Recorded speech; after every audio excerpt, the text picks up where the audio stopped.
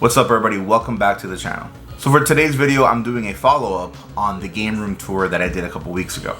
Alright, so let's get started. So let's first go over the shelves. And we could go over the main game shelf.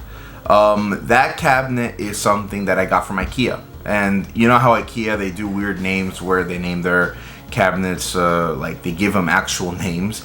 The cabinet's called Finby. I got this cabinet just because of its height. I thought it was a really good height. I wanted to put a lot of stuff in it. That was kind of the purpose of that cabinet, and IKEA had it for they had it in stock, and I liked the size. I went to the store and I saw it in person. That is something I do kind of recommend. Try to see if you could see the furniture in person. That way you get a good layout of how big it actually is, how wide it actually is. Another big tip is measuring tape. You know, if you're going to be buying cabinets and things, have a measuring tape and do measurements. That way you know how high something is, how narrow, how low. That way it could fit in your room. I made sure that all my furniture was properly measured, because even though I had this room to myself, it's not the biggest room either. And the last thing I wanted to do was spend money on furniture, build it, and then find out that it doesn't fit, or it's too big, or it's not big enough. So those are some tips that I give. But yeah, the first cabinet was Finby from IKEA. Alright, so now let's cover the console cabinets, the ones where I kind of have all my consoles displayed. So this one's a little tricky because I'm the type of person that when I play my games, I like to look directly like at the TV. Like, I like being eye level. I'm not a big fan of mounting TVs because they tend to be a little high and also press up against the wall. You're sitting farther away. And also, if I'm gonna put it on like a stand, I don't want the stand to be too tall. I don't want to be in a situation where I'm looking up at the TV. I'm not a fan of that stuff. I get headaches. I like it when it's direct. So the one I ended up getting was from IKEA, and it's a cabinet called Flista. Now, I tried looking up the Flista on IKEA now through their app, and I don't find it. It doesn't pop up. I don't know if it's a piece of furniture that they discontinued or not, but maybe you could find it in your local IKEA. I am not sure, but it just didn't pop up on the app when I searched the name. So there's that. But there is an alternative that IKEA sells that's called Calyx. Now, Calyx was a shelf that I was looking into, but when I was at the IKEA store, again, I went to make sure. I put the Calyx on its side, and then you know how IKEA has like a bunch of chairs. I sat on that chair and kind of like made a bit of a guesstimation. I didn't like the height that the Calyx had when it was laying down horizontally. It was too tall for my liking. The Flista was, when it's laying down horizontally, not as tall. In terms of centimeter height when it's laying on its side. So I ended up going with the Flista. Now, you may be somebody who won't be bothered by that. I am not the tallest person, by the way, so maybe if you're somebody, you know, bigger height or whatever, it probably won't mean anything. But there is that. The only, what I also liked about the Flista was the price. The price was like $35 when I found it. The Calyx is double that price. Now, I did find an alternative in Target that I'm showing you guys right now. It is similar to the Flista, but also more. I think it's more similar to Calyx, and it's more or less the same price as well. Although right now the app is having like a sale on that cabinet. But I mean, if you're watching this video, who knows when you're watching it? The sale's probably over, right? So there's that. But that is an alternative thing to do. So that was kind of my thing. It was finding the perfect height for where I wanted the TV to be perched up. I didn't want the TV to be in a position where it was too high. I wanted it to be direct, and for the most part, I did achieve that with the Flista that I have, and I'm happy with that one. The small shelf that I'm using for my camera stuff, the handheld stuff, it's a really good shelf. Fits a lot of stuff here. It was $25 in Target, if I'm not mistaken. And this was super easy to build, so that one's I was really happy with that purchase. And yeah, I recommend getting that one as well. This cabinet right here is called the Calyx as well. The Calyx has two shapes. You could get them in a 4x4 or you could get them in a long version. I got that one 4x4. I just needed a 4 space, something for the CRT and for the retro game consoles. I wanted that one to be a little bit higher. If you notice, this one's a little bit higher because the TV is smaller. But the Flista, it was a little bit too low for the CRT. I would be looking down on the TV because of how tiny that the CRT is compared to the OLED. So I did want it a little bit more height. And this 4x4 Calyx is cheaper, and you could get, I got mine through IKEA. Now it's weird, I'm showing you guys the prices that I saw when I was at the store. This was 2 years ago, a year and a half ago. It was $34.99. I look at the IKEA app now and it's $54.99. So I mean, I know inflation is a thing right now, everything's expensive, but I mean, I don't know if it's just like a thing where it's more expensive now. Maybe I got it on a sale when I was there that time, but it is more pricier now. Target does have them as well, and they are cheaper in Target. I believe also Walmart. I don't really check Walmart for furniture stuff, but whenever I've gone to the Walmart supercenters, I do see some shelves there. But that is the one that I use. There's two different shelves. The CRT one with the retro games is a Calyx, and my OLED TV with the other consoles is the Flista. Alright, so let's get into kind of the whole organization method that I went with all this stuff. Now, the biggest thing when you collect retro consoles, and you have a lot of them, is the cables. You're gonna have a lot of cables. I right now have, I believe, 5 or 6 retro consoles, and it is a lot of cables, a lot of AV cables.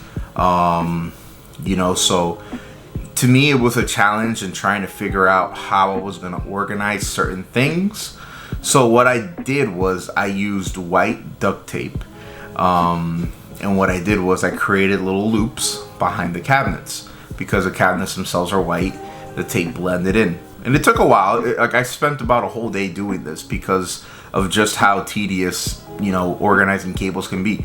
But I basically, what I did was I lined up the AV cables perfectly behind the cabinets, and I would get the tape, just one slip of tape, put them over, making a pathway down, and then connecting to the outlet on the back. I didn't want a situation where I had cables hanging on the back, because these cabinets are open, you could see behind them. And I just didn't want a situation where I had cables dangling. And I knew that the cables on the floor were going to be a little messy because of just the amount of consoles that I have. It's just a lot of cables down there. But I at least wanted to control the mid section and upper section. I wanted a whole thing where I didn't want the cables to be dangling. I wanted them to be properly placed and organized. So that was the method I did. Another thing I recommend are these clips as well, that have some adhesive on the backs, and you could clip them to the back of your cabinets as well. This is another method as well. There are various ways of doing it. There are a lot of other devices, but I went the duct tape route just because it was white, it blended in with the cabinets. I didn't want it to be very obvious. I wanted it to be subtle, so I went that way. The only downside to using duct tape, and honestly, if I could change it, I would now, but the only downside is if you add a console and you have to kind of adjust, it's a sticky situation. That's kind of the only issue I've had with the duct tape. But aside from that, it does what it needs to do, and I'm happy with it. Now, the CRT, my CRT, doesn't have AV inputs. It only had the coaxial input. So I ended up getting this adapter from Best Buy. And what I did was I put some tape underneath it, stuck it right next to the CRT, and I just basically do that. Whenever I want to play a console, I unplug one and plug in the other one. I got that through Best Buy. It's like $10. It's an adapter that allows for you to get a coaxial cable connected to the back of the CRT. You connect it to that device, and then you have AV inputs, which is great because some CRTs don't have that. And I know that if you're looking for CRTs that only have a coaxial input tend to be cheaper on Facebook, and I guess if you're trying to get them through eBay, but anywhere, than one that has them already built into the TV. So you are saving a couple bucks if you do that and then just get an adapter piece from Best Buy. The coaxial cable was super cheap as well. Now as for the modern console side of it, I have a Sony OLED TV, and what I like about this particular TV model is that it already comes with 4 built-in HDMIs. Now obviously, if you guys aren't aware, OLED TV, like smart TVs, 4K TVs or whatever with consoles with HDMI, you usually have to go to game mode on the TV. If not, you're going to get lag, you're going to get button latency, so you're going to get a very weird experience. So you always usually have to switch over to game mode, which the colors is usually a little bit more toned down, it's not as crisp, it's not as sharp. I know it's a little annoying. What's cool about this TV is that it comes with a dedicated input in there already, meaning that if you connect, I personally have the PS5, you connect that directly to that HDMI input, it keeps the crisp resolution without the button latency. Now, as far as the TV goes, I also bought an HDMI splitter, which is basically a box that comes in with multiple HDMI inputs. There, I just have the PS3 and the Wii U plugged in. I have the PS5 connected to the main one. The Switch, I don't mind switching over to game mode, it's fine. I did notice that with these splitters, sometimes certain consoles don't get a read-in, and a good example of that is the Analog NT, which is a FPGA console, Super Nintendo version, made by Analog. I tried connecting that to the splitter, and it wasn't getting a signal, so I disconnected it from the splitter. I put it directly into the TV, and it read the signal. So I feel like, you know, I guess some consoles need that direct input connection for it to be able to get the signal. But I mean, I have the Wii U connected on it, and I have the PS3, and as far as those two consoles go, they work fine. There's no button lag or anything like that. I do have to switch over to game mode, of course, but the signals are fine and they work great. But I do have my PS5, I have the Switch, and I have the Analog NT directly connected to the OLED TV. Alright guys, so this is just a follow-up video. Thank you guys for watching.